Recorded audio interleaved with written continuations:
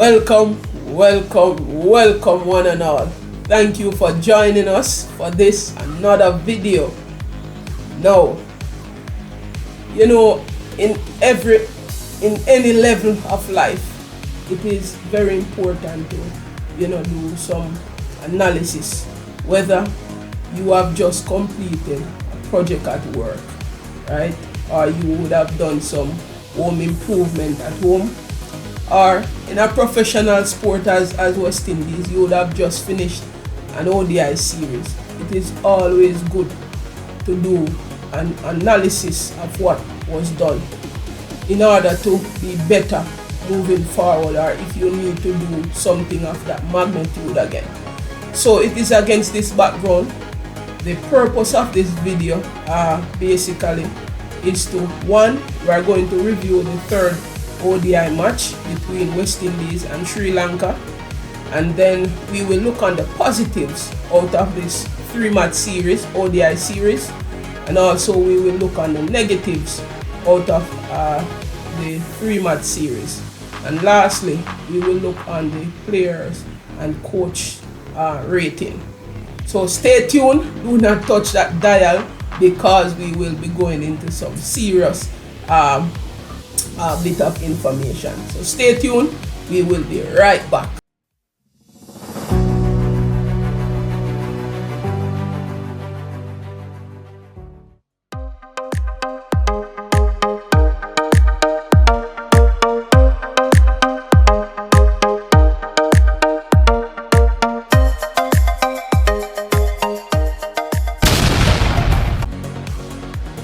West Indies would have ended their tour of Sri Lanka with a comfortable win.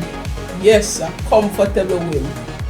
Thanks to an unbeaten century by Evan Lewis, who would have helped them to beat Sri Lanka by 8 wickets via the Duckworth, Lewis and Stern system in this third and final ODI match at the Palakelli International Stadium in Sri Lanka. Lewis, playing in his first ODI since 2021, hit a straight 6 to bring up the winning runs, as well as his 5th ODI century of 61 deliveries. The opener also played through after he would have rolled his ankle when he was on 51. Earlier, the West Indies would have won the toss and sent Sri Lanka to bat, but their innings was disturbed by rain in the 18th over. Upon returning to the crease after a 5-hour delay, they were only given 5.4 overs to set a competitive total. The host managed 75 runs after the restart, and they would have been led by Usal Mendes with an unbeaten 56 of 22 deliveries, and Sri Lanka would have finished on 156 for 3. Chasing a DLS adjusted total of 195 in 23 overs, Lewis smashed a whirlwind 100, and he was supported by the informed Sherfield Rutherford, who smashed an unbeaten 50 of 26 deliveries. West Indies reached the target with 1 over to spare, and this win would have been a moral booster for West Indies, as they will take on England, or they will be going into another series against England, and this scheduled to bolt off on October 31st. And Sri Lanka, despite losing on the day, claimed the series victory by 2-1. Now, with the review of the ODI, third ODI match now done and dusted, we will now turn our attention to looking on the positives that we would have seen over this 3-match ODI series. And it is important to note that this list that I will share with you is not exhaustive, right? I do not know everything right? So I do welcome your comments in the comment section. If you have seen other positives in the series, we welcome you to share them in the comment section. This is a safe space, right? And all opinions and comments are deemed valuable to us. So feel free to share them. The first on the list would have been the Joel Andrew making his senior debut. I think this is a very big achievement for both Joel Andrew and his family, and also Cricket West Indies. Joel Andrew we would have seen a lot of potential in this young man. We would have seen him in various tournaments. We would have seen him in the CPL, Under 19 World Cup, West Indies Championship, and some other tournaments. And he would have shown, that he has the technical ability to play at this level. And I'm really glad, that Cricket West Indies would have seen the talent and decided to invest in this youngster, right? We know that a lot of young players are being, sought after for the various franchise crickets tournaments around the world.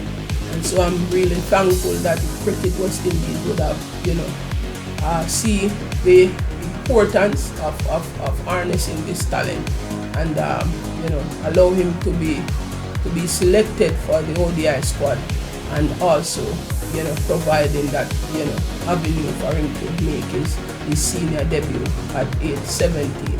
I'm sure that would have given him a big boost as it relates to his career, and I'm sure that he will work, continue to work hard as he tries to build, a name for himself at the senior level.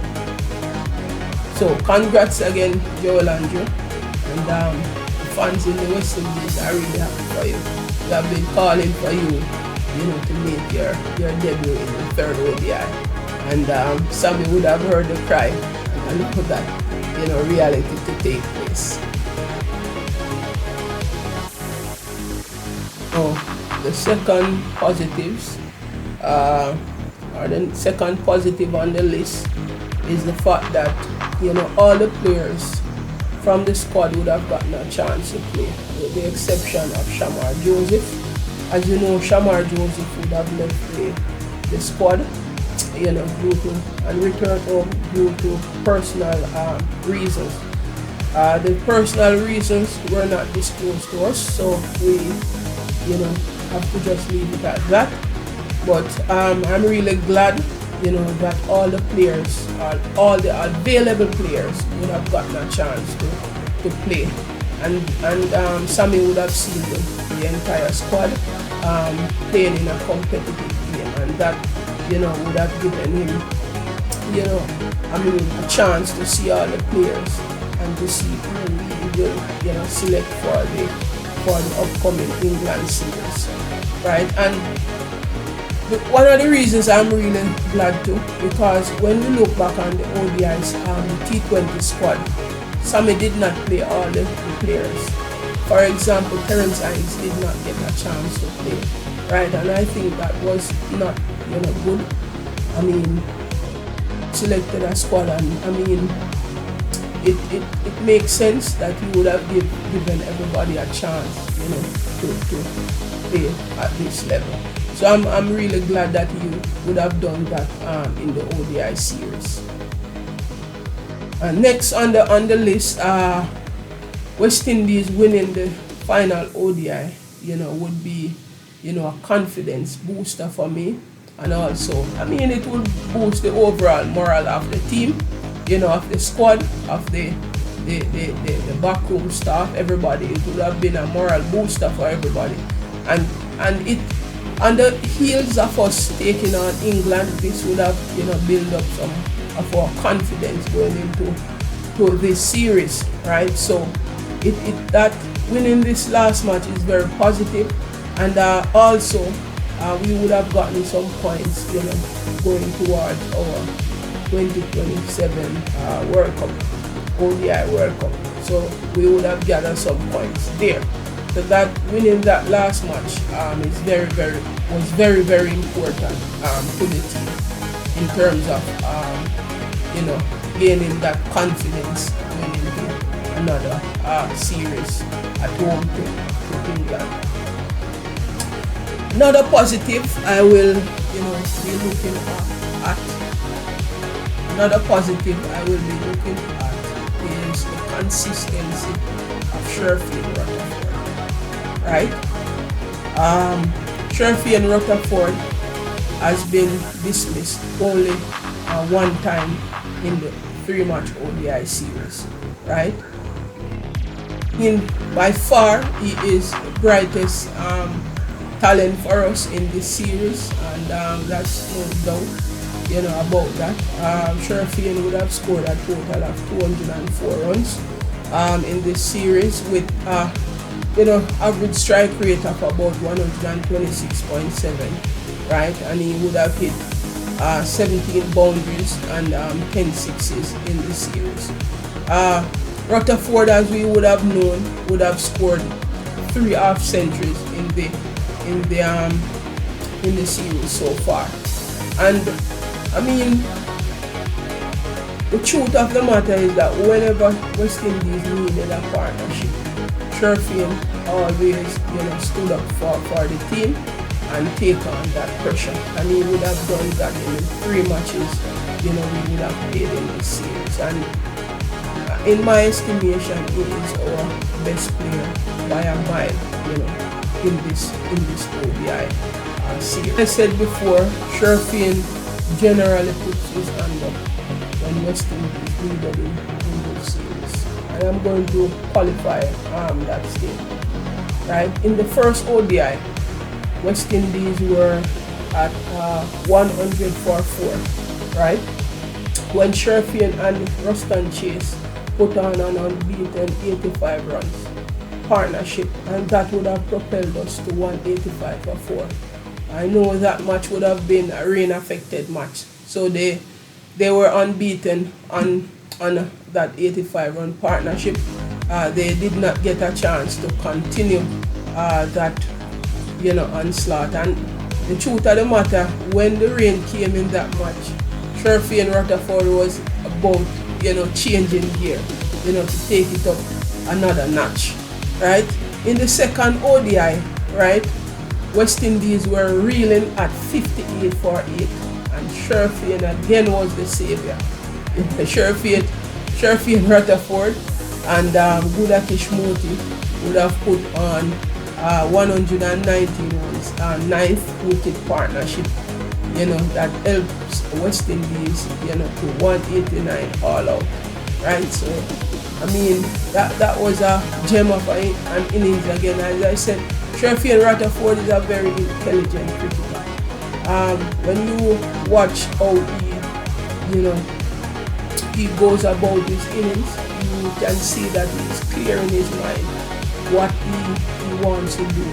He would have made up in his mind the matchups, the bowlers that he will take on, and his innings generally are some well constructed innings. If you watch how he goes about doing his thing. Right, in the third ODI, West Indies, when he came in, West Indies was in a better position at this point. West Indies was 108 for 2 when he came to the wicket with Evan Lewis, and they would have put on an unbeaten 88 runs partnership to help West Indies to a match-winning score of 196 for 2. Right, so all 3 ODIs, man of the match, or the man that is in the center of everything that West Indies would have done, would be Sherfield Rutherford. And we just want to tell him thanks for the way in which he would have played in this series. It was a job well done, even though we are on the losing side. We should remember that cricket is a team sport, so one person might stand out, but the other players would have to follow suit in order for us to be on the winning side. But kudos to Sherfield Rutherford. Another positive I would have seen in the third ODI, right? I noticed that Sammy would have sent Sherifian at number 4, and that was a positive for me, because that shows that the leadership is thinking the cricket, as it is being played, and not just to have preconceived ideas. And it shows to me that it is a decision that they would have made instantaneously, because Sherifian would have batted at number 5 in the first and the second ODI. So yeah, that was a positive, and Russia, and it paid dividend, because Sherifian would have scored 50 runs in the third ODI, and unbeaten 50, right? So that's another positive I would have seen in that match. Another positive I would have seen, and not many people might have observed this positive, but in my mind it is a positive, right? Over the years, right, West Indies, between overs 10 to 30, West Indies generally score about 3 runs per over, and this part of the game normally hurt us in ODI matches, right? But in the second ODI, right, I would have seen where between that period of over 10 to over 30, we have scored 110 runs, right? And that would be at a run rate of 5.5. And that was something that really stood out for me. Over the years, we have struggled in this aspect of the game, and that was a big plus for me, and that would have, I need to emphasize, that improvement that we would have made in that regard. I also want to highlight Buddha Kishmoti overall performance with bat and ball, right? In the second ODI, right, Buddha Kish would have been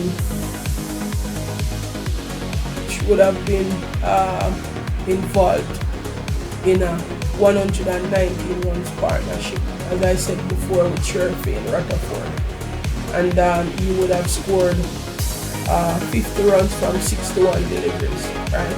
And that partnership would have helped us to 189 all out, and that was a big plus for me as it relates to Buddha Kishmoti.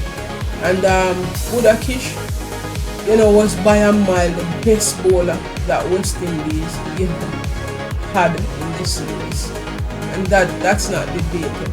And I'm going to show you the stats. I'm going to show you the stats in a few moments.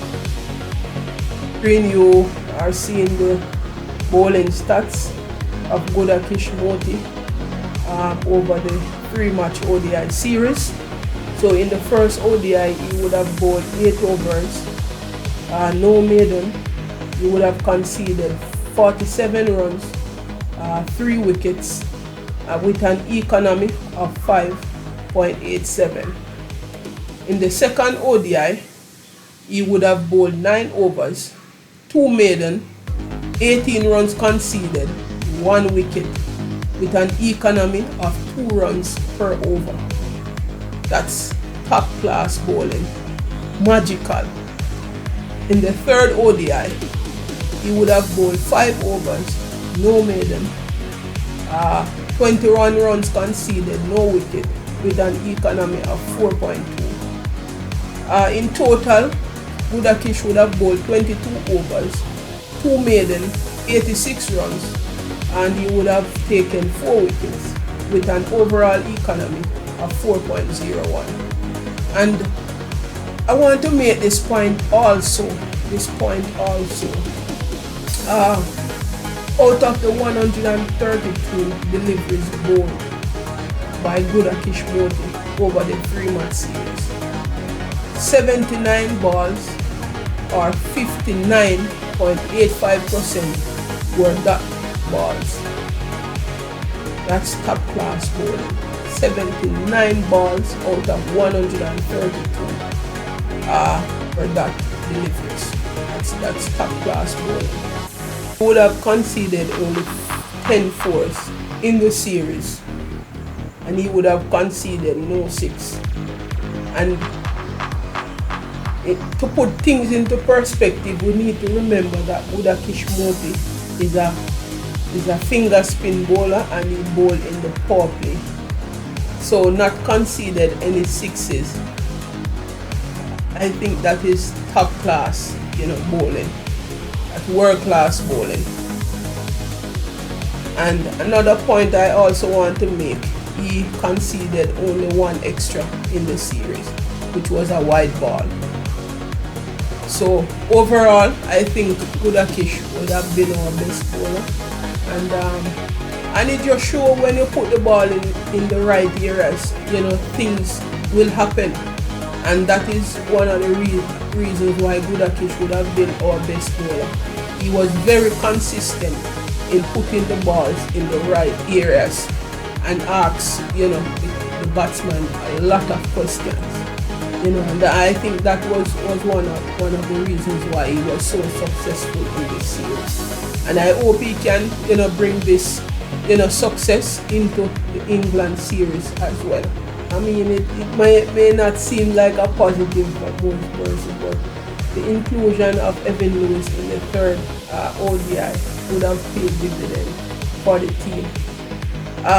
There was an overwhelming call by supporters for the inclusion of Evan Lewis, in the first ODI. I was one of the persons, because even my proposed 11 that I, would have, I would have proposed before the start of the series, I would have included Evan Lewis as one of my opening batsmen. But I mean, the skipper the coach didn't see that, so we just have to respect the decision that the coach would have made, and I hope that he will learn from it, because we see what Evan Lewis would have done in the third ODI match.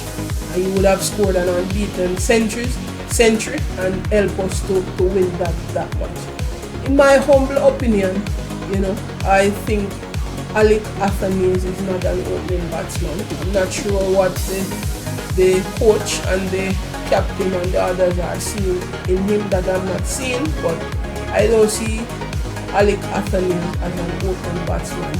He's more of a number 3, number 4, and number 5 in my estimation. I could be wrong, to be honest with you, but that's my humble opinion as it relates to Alec Athanaze. And I'm not trying to say that Athanaze cannot bat. That is not what I'm trying to say, But I think he's very technical. Of course he is, But I see more of a number 3 or number 4 batsman, number 5, for that matter, right? I'm not seeing, and his stats would have shown so far, at the top of the order. It's not paying any dividend for us. So I think probably we may need to reconsider having Athanaze at the top of the order. I've come to the end of the positives. As I said before, you may share your opinions in the comment section. Alright, let us move on now to the negatives that we would have seen in this 3-match ODI series. And looking at the negatives, our objective is not to criticize, but even if we are criticizing, it's more about, our intention basically is to build up the team, not to tear it down. So these negatives, the main objective is for Cricket West Indies to just make some adjustments, in order for us to perform better as we move forward into another series.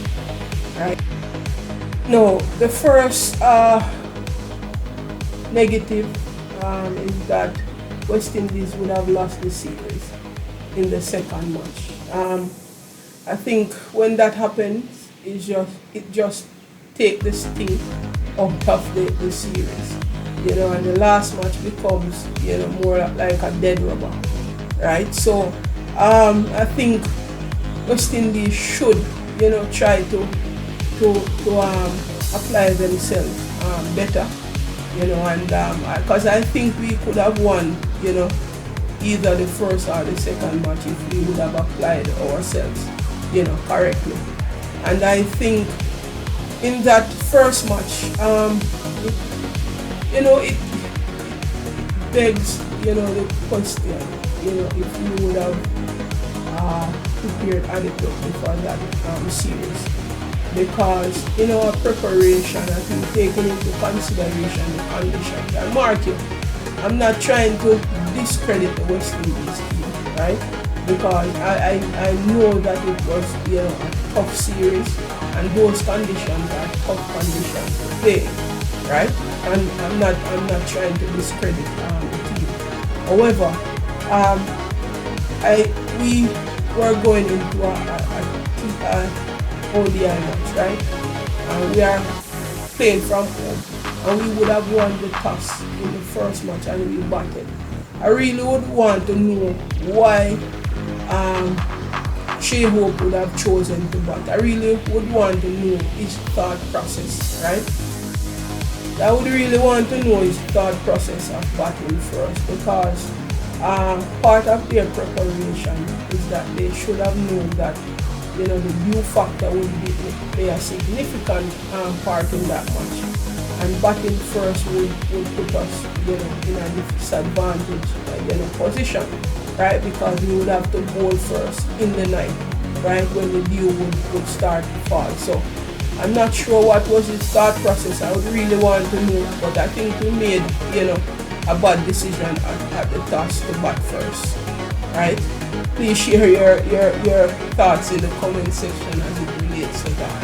That's just my own opinion, right? The second point is that West Indies was continued with the bat. Other than the partnerships mentioned earlier with Rutherford, there were no other meaningful partnerships in the series, and that would have cost us the series, right?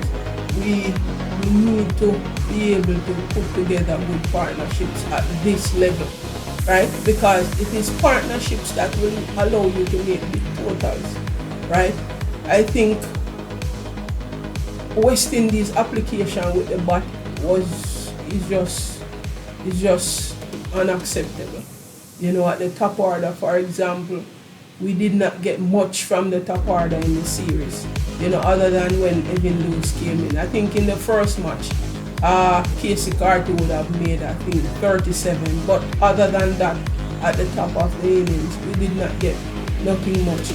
Brandon King keep on showing that he's very impatient at the wicket. I'm not sure what Sammy would have told him, to do at the top of the innings, but this is ODI match. You have enough time to come, clean yourself, and then you can go, you can catch up, with some big boundary hitting, but you need to play yourself in, and he keeps backing away and playing these shots, and he keeps getting out Casey Carty because of the tough conditions to play in.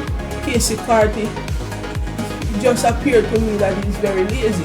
He is not willing to play through these tough situations and get himself in and start to accelerate. I don't see where he is applying himself in that regard. He just throws his wicket away. I keep saying that right throughout the series. And Casey Carty is a very good technical batsman. So I'm not sure if there's a mental issue there. I'm not saying that he's mad or anything. Please don't get me wrong. But cricket has to do a lot with the mental, capacity. Being able to be disciplined, not to play, certain shots. Play the ball on its merit. These are temperament issues. You have to have a good temperament in order to play, the game of cricket.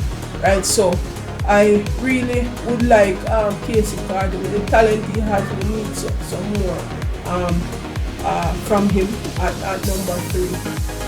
Shea Hope, I don't even have to say anything. Shea Hope, we need some runs. That's all I'm going to say. with regards to Shea Hope. We need some runs. You pour us some runs, and I hope that you will come good in the England series. As I said, Shea Hope is one of our best batsmen by far. You know, he's the best in terms of batting spin and fast bowling. He's very technical. You know, he has all the shots. You know, so I have no doubt in Shea Hope's ability. You know, but I mean, he's in a little tough patch now, and sometimes you just have to play through those patches until you because the truth is, you know, class is permanent, right? So I know that he will come good at some point. All right, so the next point I want to look on is that out of the 16 West Indies wicket that would have fallen in the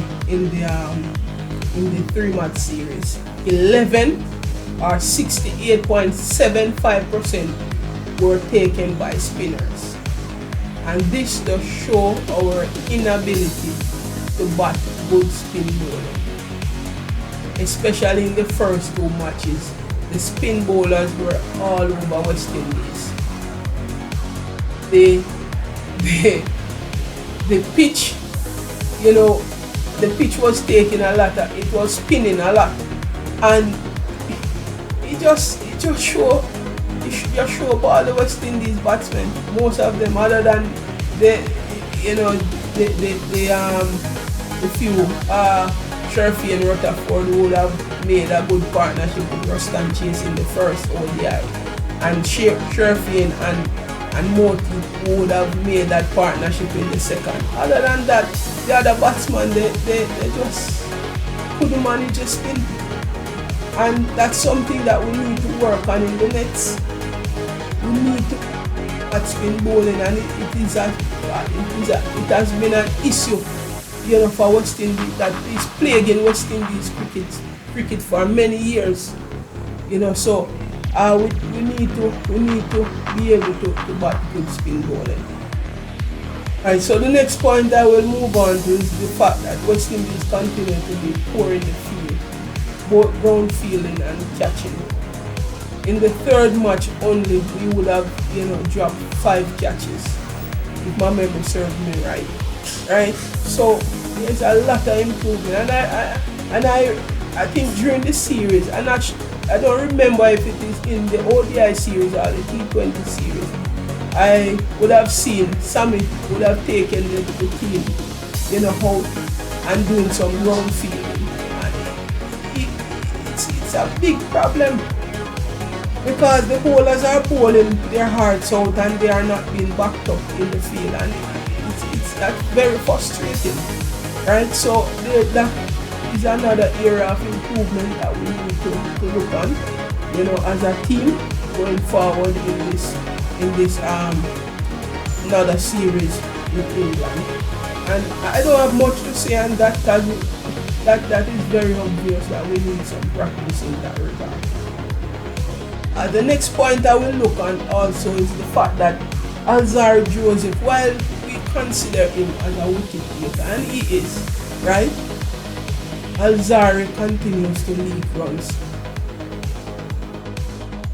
And I'm not, you know, pinpointing Alzarri Joseph only, because Romario Shepherd leak runs, Aiden Walsh leak runs, Jaden Seals leak runs, Ruston Chase leak runs in the series. But Alzarri is my frontline bowler, and that's why I'm highlighting him, right? Alzarri, in the first ODI, he would have bowled 6 overs, and he conceded, you know, 39 runs. He would have taken 2 wickets with an economy of 6.5. That economy needs to come down, you know. The second ODI, 6 overs he would have bowled, 30 runs conceded, 2 wickets, 5 economy. That's not too bad, but it can be better, right? In the 3rd ODI, he would have bowled 5 overs, 41 runs conceded, no wicket, with an economy of 8.2. No, that is unacceptable as my frontline bowler, right? And so a total of 17 overs he would have bowled for the series. He conceded 110 runs. He would have taken 4 wickets and an average economy of 6.57. Still too high. So I hope Alzarri will make the necessary adjustments. I think Alzarri's main issue is that he bowls too many short balls, right? And if he is trying to bowl a little bit fuller, he tends to overpitch, right? So Alzarri needs to work on his line and length, and it is an issue that he has at every, in every format, both for tests and also T20. He just leaves too many runs, right? And that's something that he needs to work on as a frontline bowler. Because as a frontline bowler, I should not be considering dropping Alzarri Joseph. And sometimes I feel that way, that he's not giving what we need. As I said, sometimes he will put the pressure on, right? And I'm not saying that every match he bowls this way, but most of the time he just leaves too many runs. He will take wickets, but he just leaves too many runs. And that generally hurts the team, right? So Alzarri, you need to work on your economy. Alright, for this negatives, this one is a bit in relation to Aiden Ward Jr. In my humble opinion, I don't think we should have included it. In fact, I was very surprised when Aiden Walsh was included in the ODI squad. However, having given it some thoughts, I recognize what Sammy wanted to achieve in the ODI series, right? He wanted a specialist leg spinner, and to be honest with you, Aiden Walsh probably is the best leg spinner we have in the region, right? And I noticed that Sammy would have used him after the power play, similar to where Sri Lanka would have used Hasaranga, and we see how effective Hasaranga was in that series, right? But conversely, Aiden Walsh Jr. was not as effective as Hasaranga, right? Aiden Walsh Jr. was very atrocious in this series. I'm just being brutally honest with you. Aiden Walsh, once Aiden Walsh started, the batsman started to attack Aiden Walsh, and he was being hit for a few boundaries. Aiden Walsh started to bowl the ball very flat. His pace increased and he doesn't use up the crease properly, right? As a leg spinner, the best chance of getting a wicket as a leg spinner is to lead the batsman and to deceive the batsman in flight. Aiden Walsh Jr. was not doing that. He started the bowl flat once the batsman started to attack him. And he was very, very poor in this series, right? And we could have seen where, he lacks a lot of confidence, and he was unable to maintain, pressure sometimes that Alzarri and Moti would have started, in the power play. And he just let the batsman loose during his time. So Aiden Wald need to go back to the drawing board. I'm not sure, but his line and length, he was just all over the place in the series where his bowling is concerned. So on the screen now is stats. As you know, he would not have played in the third ODI, and his economy, these are not deserved economics. 9.25, 8.2. These are not deserved. Right?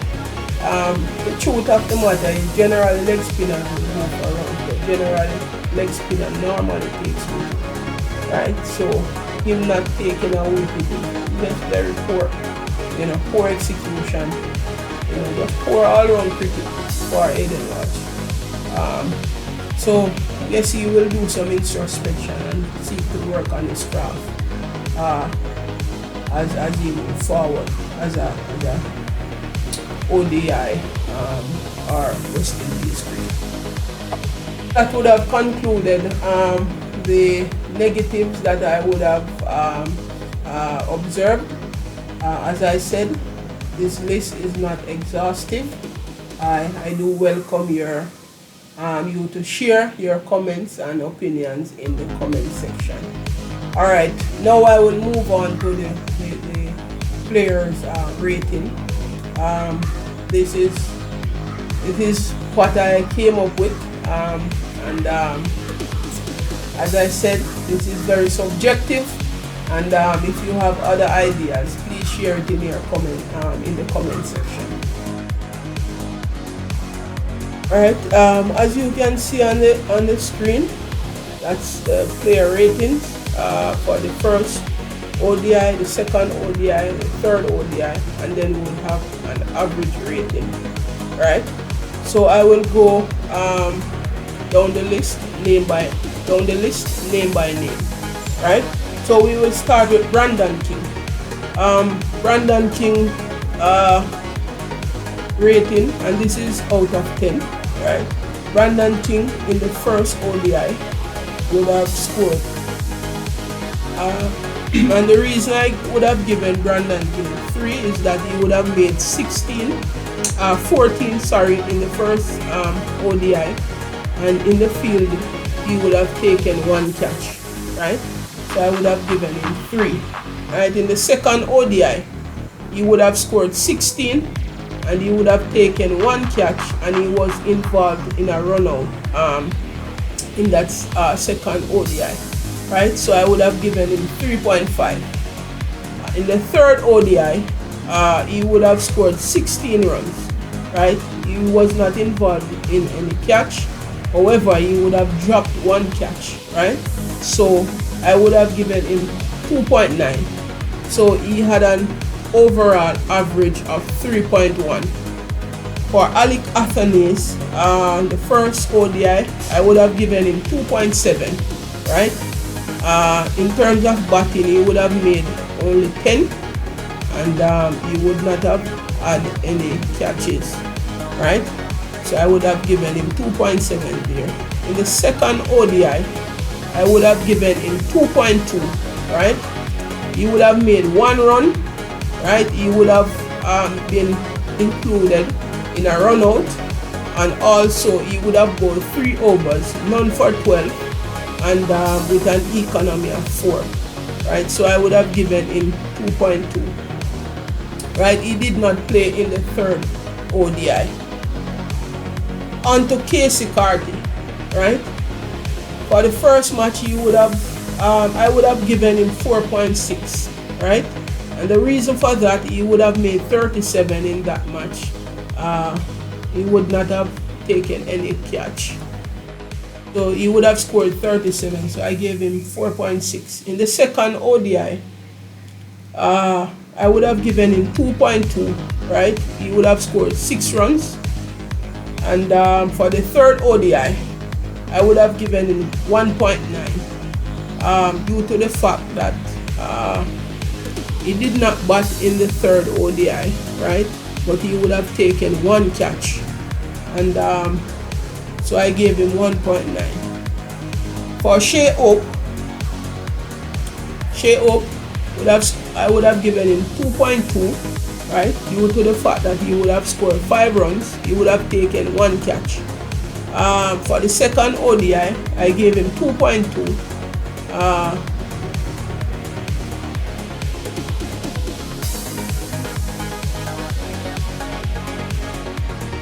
And I would have given him 2.2. He would have made 5 runs, and he would have taken 1 catch as well in that match. For the third ODI, I would have given him 3.3, right? And he would have made 22 in the third ODI, right? So he would have had an overall average rating of 2.6. And I didn't mention it. Casey Carty would have, had an average of 2.9, right? On to Sherfane Rutherford, right? In the first match, I would have given him 8.1, and the reason for that is that he would have scored 74 not out, right? And I would take into consideration the pressure that he came in and the way that he performed.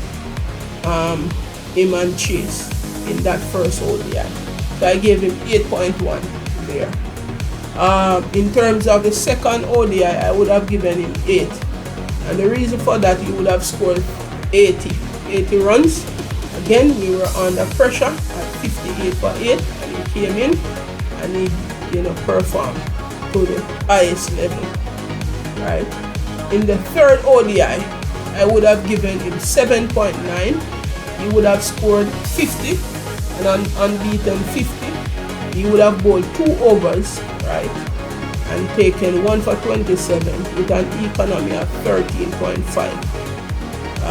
He would have conceded too many runs there. So his overall rating was 8, right?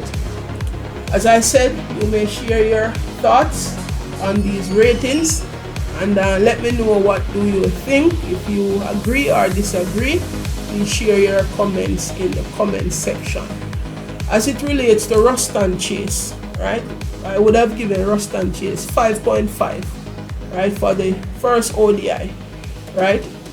He would have scored 33 runs. As I said, he was in a very good partnership with Sherfy and Rutherford in that first ODI, right. He would have taken 1 catch in that first ODI, and also he would have bowled 6 overs, none for 42, with an economy of 7, right. So I gave him 5.5.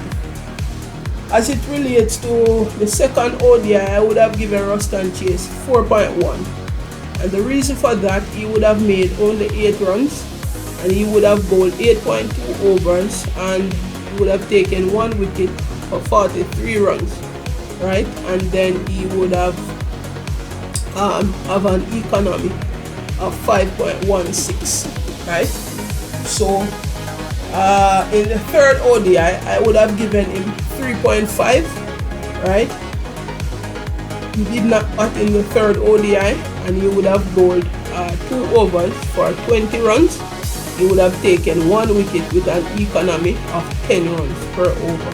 He's very high, right? So I would have given him 3.5. So his overall rating for the series was 4.4, right? Romario Shepherd, I would have given him 2.9 in the first match. The reason for that, he did not bat in the first match, right? And he would have bowled in that first match 3 overs, none for 24, with an economy of 8, right? In the second match, I would have given him 2.9 again, right? He would have made 1 in that innings. No, he would have made 4, right, in the second ODI. He would have bowled 4 overs, none for 23, with an economy of 5.75, right? So I would have given him 2.9 as well. He did not play in the third match, so his overall average would be 2.9, right? In terms of Aiden Walsh Jr., I would have given him 2.2, right, in the first ODI. Reason for that, he did not bat, and he bowled 4 overs. He conceded 37 runs with an economy of 9.25. That's very poor. In the second ODI, I would have given him 2.2 as well. He would have made 1 run, and he would have bowled 5 overs, 0 wicket, 41 runs conceded, and economy of 8.2. So his overall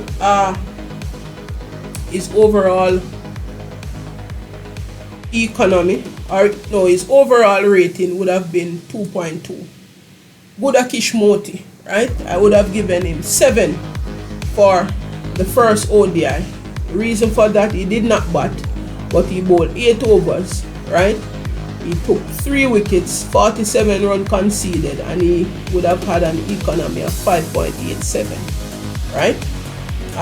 In terms of the second match, I would have given him 8.2 because he scored an unbeaten 50. It was a time when West Indies was reeling at 58 for 8 when he came to the wicket with Sherfield Rutherford, right? And they, pull West Indies out of that deep hole or that deep ditch, right? So I would have given him 8.2 for that unbeaten 50, and he would have bowled 9 overs, 1 wicket, 18 runs, and an economy of 2. That is top class bowling. And remember that Moti bowled predominantly in the power play, right? In the third ODI, I would have given him 6.5. He did not bat, right? But he bowled 5 overs, 0 for 21 with an economy of 4.2, right? So his overall rating would be 7.2. Right, so let's move on to Jayden Seales. I would have given Jayden Seales 2.2 in the first ODI, right? The reason for that, he would not have batted, but he would have bowled 4.5 overs and he would have conceded 43 runs with an economy of 8.89. That's a lot of runs there per over. So Jayden Seales, as I said before in other videos, Jayden Seales and Shamar Joseph, they are still trying to find their footing as it relates to bowling in the white ball cricket. So we just have to be patient with them so that I know that they will become good, and they are good test match bowlers. So the fact that they need to adjust their line and length in order to be able to be more effective in the white ball cricket. So in the second ODI, I would have given him 2.6. Reason for that, he would have made 5 runs. He would have bowled 3 overs, none for 20, with an economy of 6.66. That's a little bit too high, so we still need some improvements there. In the third ODI, he would have, he did not bat, and he would have bowled 4 overs, conceded 32 runs, no wicket, with an economy of 8. That's too high, so I would have given him 2.3. So his overall rating, it would be 2.4. As it relates to Matthew Ford would have, let's move on to Alzarri Joseph first. Alzarri Joseph, I would have given him 5.5 in the first ODI. He did not bat, but he would have bowled 6 overs, 2 wickets, 39 runs, and with an economy of 6.5. Right, that's a little too high in terms of runs conceded. Right, so there needs to be some improvement where that is concerned. In the second ODI, I would have given him 5.1. Right, and he would have made 1 in the second ODI, and he would have bowled 6 overs, 2 for 30 with an economy of 5. Right, still a bit too high. We need to bring that down a little more. That's much better than the first ODI. Right, in terms of the third ODI, he would have involved in a run out. He did not bat, and he would have bowled 5 overs, 0 for 41 with an economy of 8.2. Right, and I would have given him 5.5. So he would have had an average rating of 5.4. Right. As it relates to Matthew Ford, right? Matthew Ford did not play in the first 2 games, neither Evan Lewis nor Joel Andrew. So Matthew Ford would have come in the third match. So I would have given him 6.5 because in my estimation he bowled very well. He bowled 5 overs, he conceded 12 runs, he did not get a wicket, but his economy was 2.4. That's top class bowling, right? So I would give him 6.5 there. So his average would be 6.5 in the series, right? Evan Lewis, I would have given him 9.3 because he would have scored 102 not out. That was a match-winning knock, right? So I gave him 9.3 out of 10. So his average would have been 9.3 because he did not play in the first 2 games. Right, Joel Andrew, not sure how to grade Joel Andrew, but I just gave him 2. He did not bat, so I just gave him 2, for what he would have done on the field. He did not get a chance to bat, and he's a keeper, he's not a bowler, so I just gave him 2 there. Right, so that would have concluded my rating for the players. As it relates to Darren Sammy, I would have given Darren Sammy a 5. And the reason for that is that I think Darren Sammy would have gotten the team wrong in the first match. I think Evan Lewis should have started in that match as the opening batsman. I'm not sure you have a specialist opening batsman and you opted to go with a middle order batsman at the top. I'm not sure the thought process there, right? So also that 5 that I would have given Sammy is, I don't think he read the condition well, because in the first match they opted to bat first, knowing that they were due factor. I'm not sure if they didn't know or they knew, but they didn't take it into consideration. So that was one of our downfall in that match, because the guys were unable to grip the ball properly, right? So we would have won the toss and elected to bat, and I think that was a bad decision, right? So some level of the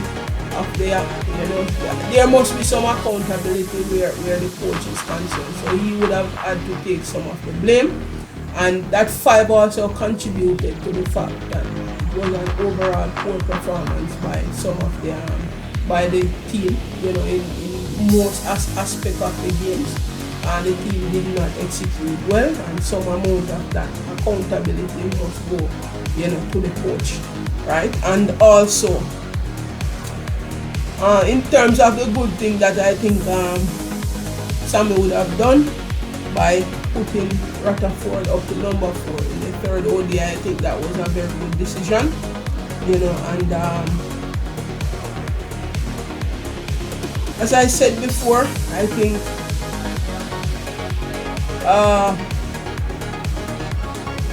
he made a bad decision by excluding Evan Lewis out of the team, and I'm not sure if selecting Aiden was Jr.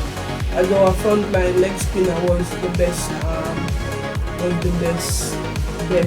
decision. In fact, you have a lot of persons in the West Indies questioning Aiden was making the squad in the first place. And to see him in the starting lineup in the first game it just doesn't make sense to a lot of us. Given that he has not, been playing any cricket well, in the past few months. So I'm not sure what was the basis for his selection to the squad, right? So some amount of the accountability must go on the court. So I think that those are the reasons why we would have given Darren Sammy a 5. Darren Sammy needs to improve on his selection of the team and also the squad. And with the new policy that Cricket West Indies would have implemented, where the selecting the squad is concerned, most of it is left up to the coach. So the coach must be, the coach must have all the information that he needs in order to make the best selection, going into these series. So this is where I would leave it for now. As I said, really glad that they would have won the final game, and this would have boosted our confidence going into the next series against England. So thank you for joining us, and we will see you in the next video. Kindly remember to subscribe if you have enjoyed, or if you are enjoying the content of this channel. Alright, thanks again, and we will see you in the next one.